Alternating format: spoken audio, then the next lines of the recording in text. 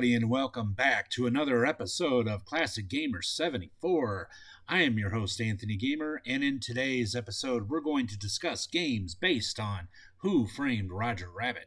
Okay, now this comes directly out of Wikipedia. Who Framed Roger Rabbit is a 1988 American fantasy comedy film directed by Robert Zemeckis from a screenplay written by Jeffrey Prince and Peter S. Seaman, combining live action and animation.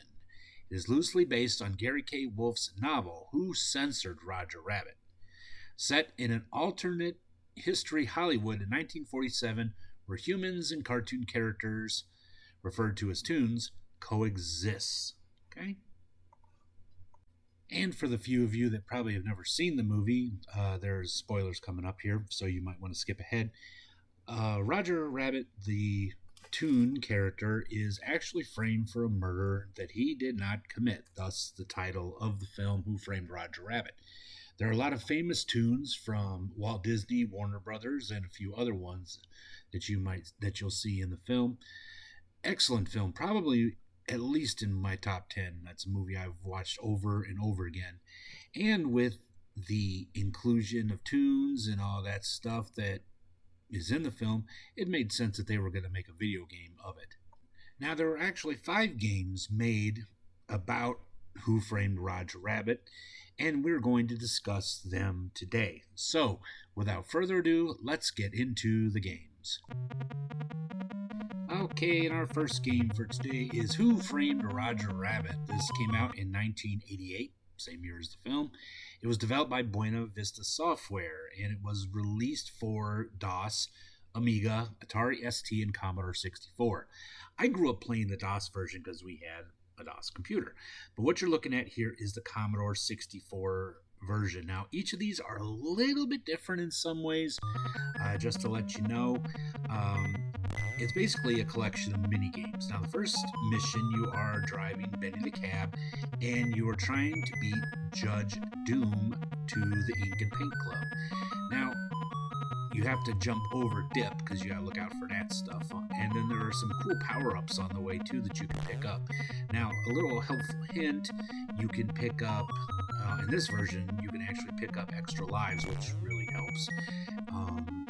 I didn't really notice any other majorly obvious power-ups in this version. When you play the DOS version, though, you can actually spend the entire time on top of the buildings and not have to worry about the dip. So, personally, though, I think the Commodore 64 version is the best. Alright, and the second minigame, you are at the Ink and Paint Club and you are trying to find Mr. Acme's will. Now, you'll notice that the penguins put lots and lots of menus on the tables. One of them is the will, so you gotta grab them. Now, be careful for that big gorilla. Remember him from the movie. And also be careful grabbing drinks, because as you know, Roger does not react well to drinks. But it's kind of cool to watch him do it. But honestly, I don't think I've ever found the will, and if you don't find it, they still throw you out and you lose a life. But the game keeps going anyway, so.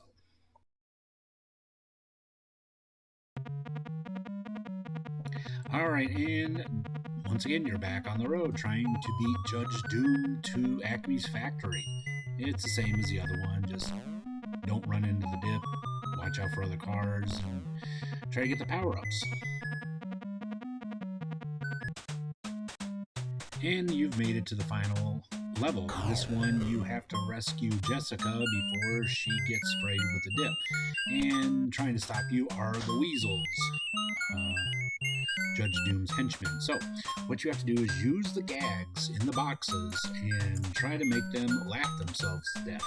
Now, there are all kinds of gags. Now, if you actually purchased the game back in the day, it comes with an Acme catalog, and you can see some of the gags that you have at your disposal. Now, depending on which version of this game you're playing, it takes more than one gag to keep the weasels laughing. In the DOS version, you can just keep using the same gag over and over again, but in other versions, you have to use more than one gag. And it's really funny when you make them laugh themselves to death. It's pretty funny. And then you have to use those holes and stuff. It's really kind of neat. This is definitely one that gives people a lot of trouble, but once you kind of figure out where everything is, you can easily get through this level. Overall, this is a really good game. I think that I played all different versions and they're all good. So it just depends on what kind of computer you have and or emulator you have, and really, it's just like I said, it's a great game. I appreciate it more now than I did when I was a kid. Alright, and next up we have Who Framed Roger Rabbit for the NES. This was developed by Kemco. It's an action-adventure game where players control Eddie Valiant, traversing Los Angeles and Toontown to collect 4 pieces of Marvin Acme's will to defeat Judge Doom. Now, this game takes a lot of heat from people. Is it as bad as people make it out to be? Not really. Honestly, it's a pretty fun game once you get the hang of it. Now, I know some people like games where they can just put the game in and start playing, but this is one you're going to need to read the book. So if you happen to pick this game up at a yard sale or at a used game store, go online and get the book, because you're really going to need it in order to figure this out. So you go all over Los Angeles, you go in different buildings, you talk to people, you try to find things, you try to get money to buy power-ups, all kinds of cool stuff in here. But kind of once you get the hang of it, like I said, it's really not a bad game. Like I said, I think it takes a lot of undue heat because people just don't want to take the time to figure it out. They want to jump right in, and there's nothing wrong with being able to jump right, especially those of us that are from like the Atari generation. We're used to plugging a cartridge in and just going to town, but this is not one of them. This is definitely a thinking man's game. So if you haven't played this, or if you have played it in the past, give it another chance. I think you really will enjoy it.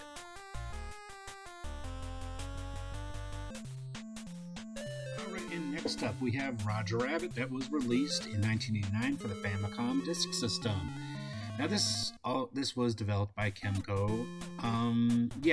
Now I've talked about this in a previous episode, and if you know anything about this game, when it was released in America, they did a skin swap and they made it the Bugs Bunny game. So yeah, that's basically what this is. Now you're trying to pick up hearts and basically avoid the weasels. It's a really fun game. I really enjoyed it. It's a good puzzle platformer, I guess you would call it. I really liked it. I like both versions. I like the Bugs Bunny and this one. And of course, now the question is, why did we not get this game? Well, once again, we go back to the whole thing of licensing. And because LJN had released the other game that Kemco had developed, they didn't think it was a good idea to release 2 Roger Rabbit games, so when it was released here in the States, it was reskinned as Bugs Bunny.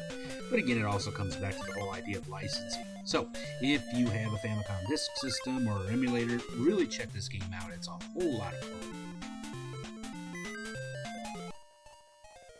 Okay, and next up we have Who Framed Roger Rabbit from 1991 for the Game Boy. This was released by Capcom. Okay, now this one, it takes a few creative liberties with the story. In this one, you are Roger being summoned to Marvin Acme at his factory to take his deed and get his will from Jessica to save Toontown from Judge Doom. And unfortunately, Marvin is shot through his office window, and Roger has to save Jessica from Doom's evil weasel henchman. It's really neat that you walk around, you pick up different objects, and you interact with characters. Eddie gives you advice. It's really a pretty cool game once you kind of figure out how everything goes. It does offer a password system, which is kind of, I guess, okay. Some of the passwords usually are really long, but with not having a battery in it, that's the best you can do. Overall, like I said, it's a pretty cool game. I had never played it until recently, and I really had a lot of fun with it. The graphics are cool, the story's neat, even the music is pretty cool, so give it a try.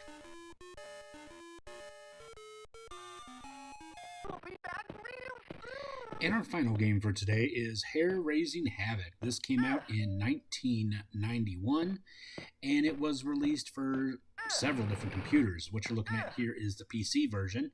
It's a point-and-click style puzzle game where the player helps Roger escape from Baby Herman's house. And you have to use the different items around the house in order to get Roger through the top of the door.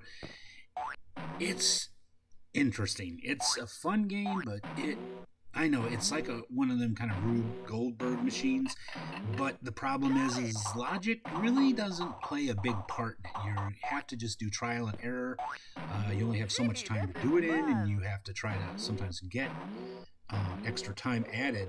And it's, like I said, it's a very challenging game. This is one, if you may have to go watch a playthrough of, because it takes a while to get the hang of it. But like I said, when you do, it's pretty fun, and one that you're probably going to come back to again and again. For years, Disney had Roger Rabbit featured at their park. They had a ride, I believe it was at Disney World, though. I mean, Disneyland in California. I'm not really sure. If you know, let me know in the comments below. And they would release some Roger Rabbit cartoons, and most of them were featured before a major Disney movie. And then just suddenly out of nowhere, that was the end of it. And then after a few years, nothing. Basically, Disney sat on the IP and did nothing with it. There was never a second movie, and there have been lots of stories as to why that is. Roger Rabbit was taken out of the Disney parks, the ride was closed down, and basically they just sat on sat on the license for almost 30 years. However, I do have some good news. A couple years ago, Gary Wolf was able to repurchase the rights to his characters and all that stuff back, and Disney seemed like they were happy to be rid of it. And according to an interview that I saw about a year or so ago, he is currently negotiating to maybe make a new movie. Like he said, it's too bad that Bob Hoskins is no longer with us, that he could come back to play Eddie Valiant, but we'll just have to wait and see what happens. Speaking of the books, if you've never read any of the Roger Rabbit books, I highly recommend them. The first one, of course, Who Censored Roger Rabbit, was the basis for the film. Very different. I'll just warn you now, it's very different. But you can kind of see where they got the idea. And then with the next book, Who Plugged Roger Rabbit, it basically continues on with what the film was. So he's kind of changed things around and stuff so that it would be a sequel to the film. I haven't gotten to the third or fourth book yet, but I'm looking forward to it. I have them in my audiobook list to listen to. So if you've ever listened to or read any of the books, and let me know what you thought about them in the comments below. I'm really excited to hear what you have to say. Well, that brings this episode of Classic Gamer 74 to a close. I really hope you all enjoyed it as much as I enjoyed presenting it to you. If you did like it, let me know by giving me a big thumbs up. Subscribe if you haven't already, and don't forget to click that little bell icon down there so you'll be notified when I upload any new episodes. Check out my books on Amazon. Most of them are available in all three formats: a paper book, ebook, and audiobook. Check out my Patreon, where you can find some videos that you're not going to find anywhere else. For as little as $1 a month, you can help this channel and connect with me on all my social media platforms. Well, until next time, this has been Anthony Gamer, and I will see you all in the next episode. Until then, be strong, be safe, be happy, be healthy, and above all, take care of each other, be kind to each other, and stop hate of all kinds. See you soon. Bye for now.